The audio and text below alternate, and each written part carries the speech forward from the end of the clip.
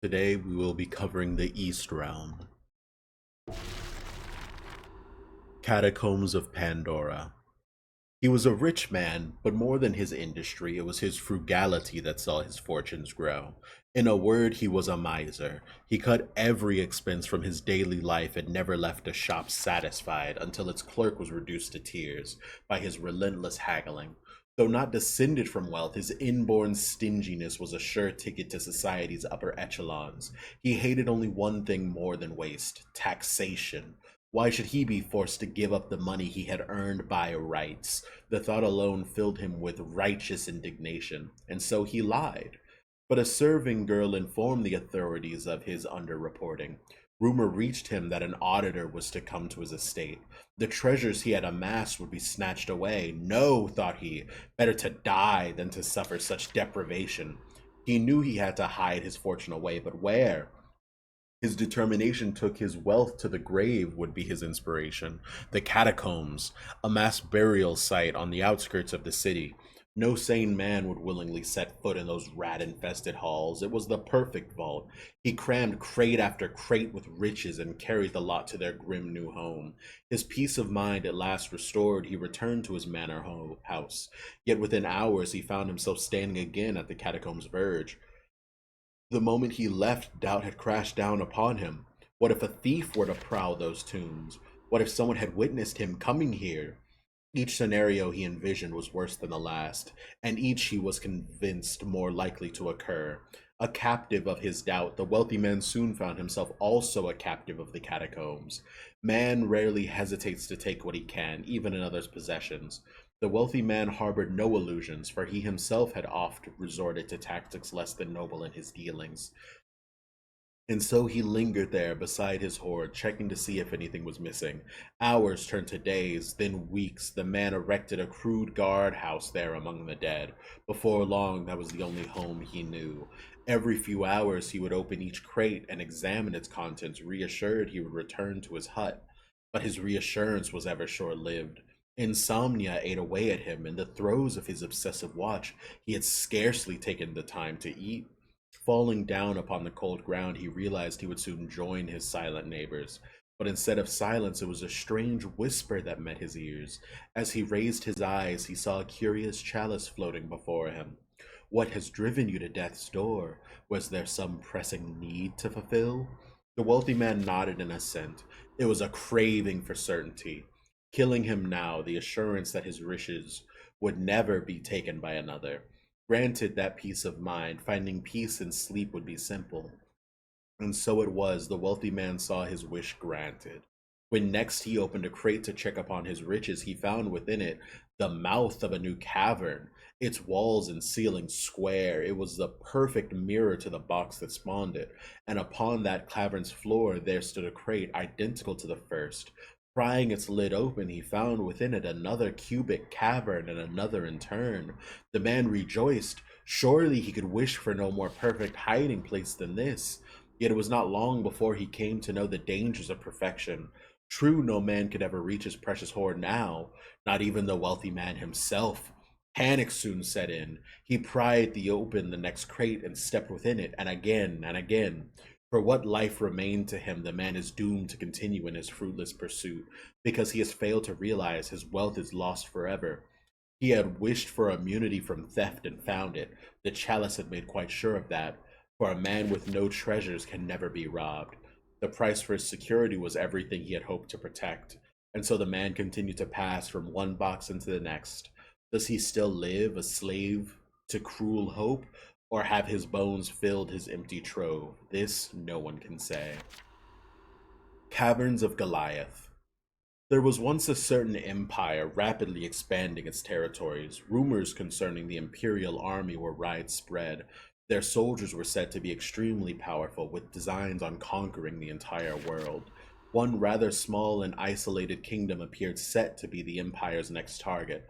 The difference in military might was all too apparent. The small kingdom had no hope of winning a conflict against the empire. Even before blows had been exchanged, the kingdom was filled with the gloom of defeat. Everyone felt certain that their capitulation was only a matter of time. The kingdom was home to a deeply patriotic soldier. Though his talents were rather modest, there was no doubting the passion for his homeland. The soldier could not bear the thought of his beloved kingdom being invaded. An invasion would, after all, mean more than mere exploitation. The national flag itself would be replaced, and his countrymen would be forced to change their whole way of life. He vowed that he would never let his kingdom's spirit be destroyed. The soldier would prove himself a true patriot. He stood alone against the enemy, and so the imperial army made its way towards the kingdom. They found the soldier blocking the road, an act of bravery whose consequences were all too predictable. The Imperial vanguard swept him aside without the slightest difficulty. It was like swatting away a troublesome fly. The vanguard themselves were mighty soldiers, after all. It was an ominous sign of what was to follow in the main force. The main force had never made it to the kingdom, however. After the vanguard had passed by, a curious checkpoint appeared on the road, preventing the main force from proceeding. The vanguard were isolated. The kingdom soldiers could not believe their luck. They seized the opportunity and repelled the invasion. What in the world was the checkpoint that had been their savior? It was the patriotic soldier's body. After the Imperial vanguard had trampled over him, a curious white light revealed itself to the soldier. A white chalice floated in front of him and started to speak. The soldiers listened to the chalice and obeyed its every command. His grotesquely enlarged mouth turned into a checkpoint entrance, into which the soldiers had no choice but to venture. After entering the mouth, the invading army trudged through a deeply unsettling passage. Through creased intestines and caverns filled with bile, the soldiers came eventually to an exit. The sheer unpleasantness of it all was too much. Most of them simply retreated in disgust. The soldier had saved his beloved kingdom. Though this all happened a very long time ago, the checkpoint and the caverns within it still carry the soldier's name to this day: Goliath. Plains of Olympia. This was covered in the myths and histories. Ruins of Tartarus. This was covered in Cerberus. The Worm. Once upon a time, there was a traveling merchant. He proudly believed that when it came to making money, he was the best in the world. Perhaps that was so, but in other matters, he most assuredly was not. In particular, he had little knack for fatherhood. He thought only in terms of profit and loss. And though he was blessed with a wife and child, all he thought about was the burden they imposed. Where is the profit in having a family, he shrugged, weighing family against profits and choosing the latter. When you live only for work, there are accounts to be paid. His wife fell gravely ill, but not once did he notice, not until she breathed her last. In her will, she wrote that she loved her husband who loved his work. She kept quiet about her illness so as to not distract him from his business. As he read his wife's last words, tears fell from the merchant's eyes. For his sake, she had given up her life. His balanced scales had not lied, surely. There was no profit in his marriage or family, and yet he realized there was something more important than profit. He could not put it into words, but he knew it existed by the joy it brought. For the first time, the merchant reflected back on his life. The merchant's only daughter was prone to illness. With the death of her mother, she had become even more poorly than before. Perhaps she will not live long enough to become an adult, the physicians said, sadly shaking their heads. The merchants tried to care for what was left of his family as a father should, but his daughter would not open her heart to him. Did she resent him for the way he neglected his wife? Did she resent him for her mother's death? It would not be so surprising if she did. One day the merchant learned from an employee that his daughter yearned to see a certain insect, a butterfly to be precise, a rare species that supposedly could be found in the East, with wings so dazzling and colorful that they captivated all who saw them.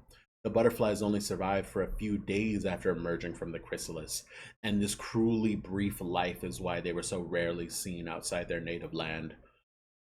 Even if one were to bring a specimen back from the East, it would be unlikely to survive the journey.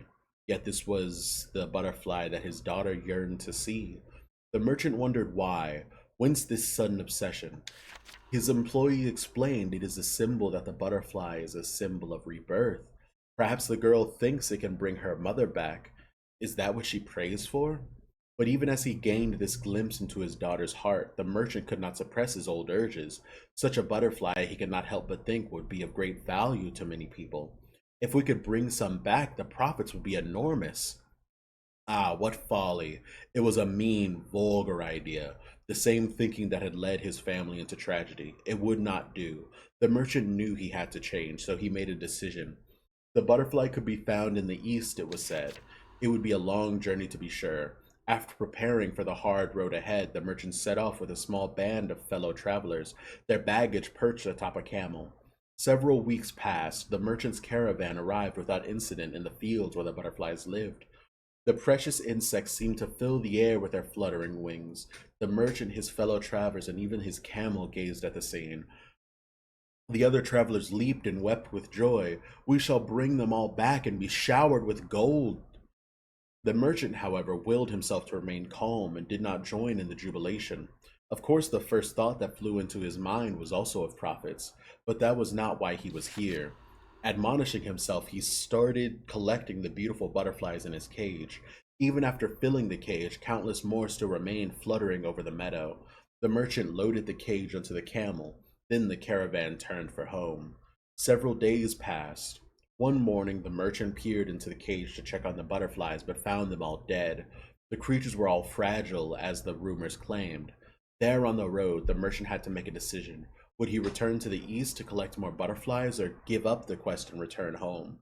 The long journey had already weakened the camel, and it looked gaunt and ill. His fellow travelers were also road weary. One of them spoke up. Even if we do go back for more, we cannot make money from the creatures that die so easily. But in the merchant's mind, an image of his daughter's face appeared. This journey was not about profit. He wanted to bring back the butterflies for another reason, one he could not put into words. Remember, he said to himself, you have come on this journey to change yourself and to mend your old grasping ways. And so the merchant caravan returned to the butterfly fields. But this time they would collect the butterfly chrysalises rather than the adults. It would take some time before the butterflies emerged, time enough perhaps for the caravan to reach home. The merchant filled his cage with the chrysalises, loaded it onto the back of the ailing camel, and set off for home. Several days passed. Misfortune once again frowned on their venture. The camel grew so sick that it could no longer move. And while the caravan was stranded, the butterflies emerged from their chrysalises, lived out their short lives, and died. The merchant's fellow travelers pleaded with him to give up the quest. We shall not profit from this adventure, they said. Let us at least return to our homes and recover our strength. But the merchant would not be swayed. He could not afford to return home now. He was determined to show his daughter the butterflies before it was too late. He knew that she grew weaker by the day and she might not have much time left. Once again, the merchant headed back to the land of the butterflies, but this time he was alone. His colleagues had all left him and returned to their homes. At length, he arrived at the same field as before. This time, he would collect the larvae before they had turned into chrysalises. This would give him a chance, he hoped, to bring back live butterflies to his daughter. Without the camel, the merchant himself had to carry the cage. Laden with baggage, the journey took even longer than he had anticipated. He was also short of food, for his fellow travelers had taken most of the remaining supply with them. He grew hungrier and hungrier. Finally, ravenous beyond reason, he popped a handful of the butterfly larva into his mouth. To what dire straits had his determination driven him? He wanted to change himself. He wanted to cast off his old grasping self that could think only of profit and loss, to transform. Yes, like a larva changes into a butterfly. By choosing the most difficult sacrifice, he sacrificed himself, a sacrifice he hoped would cleanse his sins. He prayed that his wife was watching him, for in supporting him she too had chosen the most difficult path, one that killed her in the end. There was something more important than profit. Now he knew what it was and how to put it into words. He knew what it was called, this difficult path. It was love. His wife had loved him silently, unrequitedly. Now the merchant had to pay for that love. He wanted to follow her. He always had, truth be told. From the moment he read her last letter, he had resolved to die. But not before he devoted the last days of his life to loving his daughter, because he knew that if he didn't, he would not be able to face his wife again. He wanted to see his daughter smile one more time, then he could die. And at that moment, a strange spectacle appeared. A white chalice floated before him, and a voice rang in his head. Urged by the voice, he began to move. His only wish was a simple one, to show his daughter a butterfly. It didn't matter by what means. His body began to change into a being built for long journeys, a kind of pack animal, but nothing like his old camel. In his new form, he could carry cargo as far as he needed. From a distance, his new body resembled the larva that he had been eating, but much larger. He now towered over normal men and could travel at amazing speed, far quicker than his old camel. The merchant was overjoyed to be turned into a monstrous beast of burden. With this new body, he could easily bring back the butterflies even from the other side of the world. Only a few days passed before the merchant arrived at his home, bearing the present for his daughter. Though he could not give it to her himself, he would be ashamed of how he looked and knew it would frighten her. Friends had told him of her joy when her eyes fell on the butterflies. Pleased, the merchant knew he had achieved what he had set out to do. But the joy was short lived. The girl took a sudden turn for the worse. She had experienced bouts of illness before, but this time it was different. This time people said she might die. The merchant thought that if he brought back more butterflies, his daughter might recover again. He was determined to bring many more than before. In order to carry all the larvae, he needed to be bigger, stronger, and so he grew again. How many times did he travel to the fields and bring back butterflies for his daughter? Scores of times, to be certain, but in the end his prayers were left unanswered. Lost in his grief, the merchant did not understand why his daughter died. He did not understand that he had killed her. She died for the same reason that the camel had sickened. The butterflies carried an infectious disease. Yes, they lived short life, but there was another reason why so few people saw them. All those that came into contact with them fell sick. But the merchant did not know this, and he kept bringing the deadly butterflies to his daughter. And with each present, she grew weaker and weaker. After her death, he still brought back butterflies to release them over her grave. His journeys continue to this day, from grave to butterfly field and back again. The people call him the Worm. And if you stand on the right road at the right time, you will see him pass by on his never-ending journey. Many sorcerers have taken to riding on his back as if he were some kind of stagecoach. When you have a long way to travel, hop on the worm, people say. Few of them know the whole story, the reason for the wretched creature's endless toing and froing. But now, you do. Thank you for listening.